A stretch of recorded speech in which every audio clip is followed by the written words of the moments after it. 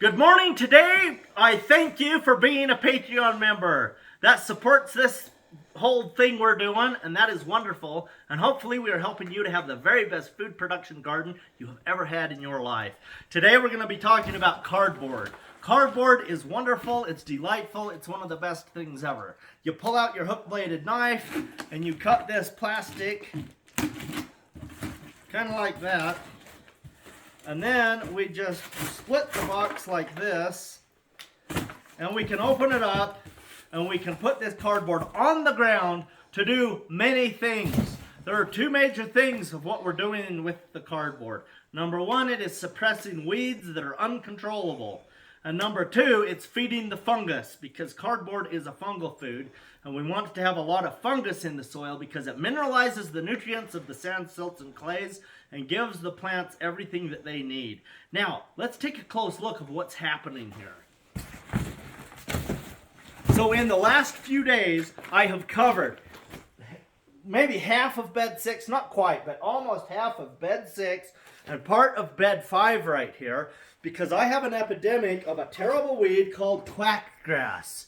And quackgrass grows an underground little appendage. It's like a root, but it's not a root, and it goes along, and then it comes up. It's called a rhizome. That's what it is. On strawberries do the same thing, but they're above the ground, so it's called a stolon. But we don't need the technical names to be able to do this. But now you have them anyway. But the rhizome goes under the ground, and then it comes up and grows a new plant. And that is the purpose of that structure. And it will just spread everywhere, and all good gardeners hate it. So we're just going to look and see what I covered. So let's just move this one back right here. Just like that. So this has only been covered for a couple of days. And let's just look in here and see what we have here. We have clover. We have grass. We have chickweed. And all three of those are edible. We could totally eat those. We have, here's a dandelion. Here, so we had 1, 2, 3. So there's 3 plant families right there. Here's a brassica. This is a cabbage. We could let that grow through the winter, but you know. A lamb's quarters right here, and a dock. So there's a good plant diversity here. We have good diversity. So let's just see if I can show you the stolon. Oh, and of course this is a green onion that's going to seed. So we have all kinds of edibles here we could be eating, but we need to feed the microbes also. Let's just try to pull up something here and see what we can find. So this is a crabgrass, and this was growing like that, and I think it just kind of straightened a little bit because there's the roots right here, and this is that rhizome that's coming along, and you can see a grass. This is a new grass leaf coming up, and here's the one that's out of the ground already. It's at 3-leaf stage, which is a whole different video, but this is quackgrass. And these will get really long. These can go out 2 feet and then come up. So this can spread and cover the entire garden. Now, we could come out here like this, and we could painstakingly take out each plant like this, and we could weed the garden. But what's happening when I do that? What is actually happening? We remove this, and then what do we do with it? Traditionally, we take this away, we throw it in the trash can, we put it in a compost pile, we feed it to livestock. There's all kinds of things we could do with this.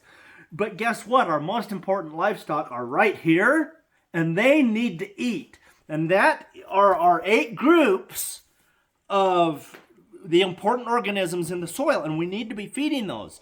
So let's see if I can say our 8 important groups off the top of my head. We have bacteria, fungus, protozoa, nematodes, microarthropods, macroarthropods, encotriids, and earthworms. Those are our groups of creepy crawlies in here, and they need to be fed. How do we feed them? If you look right here, you can see the wood chips that are on top of the ground here. In fact, that one's awesome. I didn't even see that when I picked it up. Can you see what I'm seeing? This is incredible.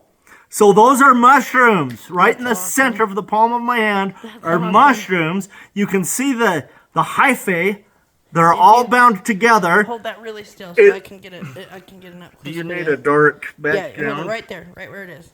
That's perfect. So this is the hyphae that's coming to that thing. And so it is eating this woody material, wood chip type material. Now if you look at this side, let's give you a dark background behind it. I don't know what color you need. Yeah, that's fine. But see those two mushroom heads coming out of the end? Yeah. So this is the fungus food. And fungus is good. It's good, it's good, it's good. It mineralizes. So it's growing. This is doing what it needs to do and is supposed to do. The green growing plants are the bacterial food.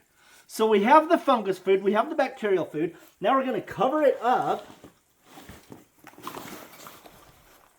Somehow. I don't know how I had this here. Yeah, something like that. Yeah. So now the light is cut out, and those plants are going to stop photosynthesizing. They're going to die back. The bacteria will eat them. The fungus will eat them. The protozoa will eat the bacteria.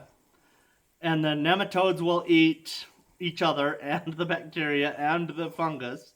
And the microarthropods will eat all that stuff. The incutrades and earthworms will eat anything that fits in their mouth. And then you've got the macroarthropods. Microarthropods. Those guys are rippers and shredders, and they're just going to break things down. And there's all the predators that eat each other. So there's this gigantic, glorious, wonderful soil food web of all these animals. And they're fighting and they're eating. And they are releasing minerals as they get rid of wastes that they don't need for their own metabolic process. And those wastes turn into mineralized components that plants need to grow. And so we are cutting out the weeds.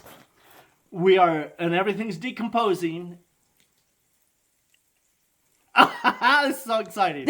So you're essentially creating something similar to the bottom of a forest floor where it's shady.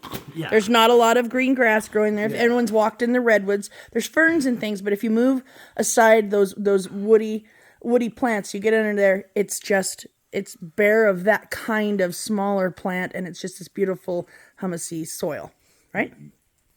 Humusy, yeah. Humus. Hummus is what you make out of garbanzo beans and chips. Yeah. Humus is this stuff. Humus. I did a garden seminar 18 years ago, and I said, who knows what humus is? All these people raised their hand. They started explaining what hummus was. I didn't know what hummus was at that point.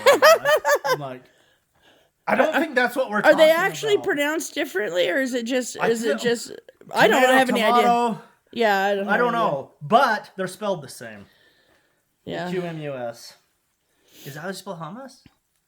I don't know if they're spelled the same. Guess we'll go find out. Anyway, but hummus is made out of garbanzo beans, and people who eat healthy food like it. So, did that sound derogatory? I didn't mean it that way. No, not at all. It's good stuff. Maybe I'm a jerk. Anyway, hopefully this helps you to know how to spell when you make videos.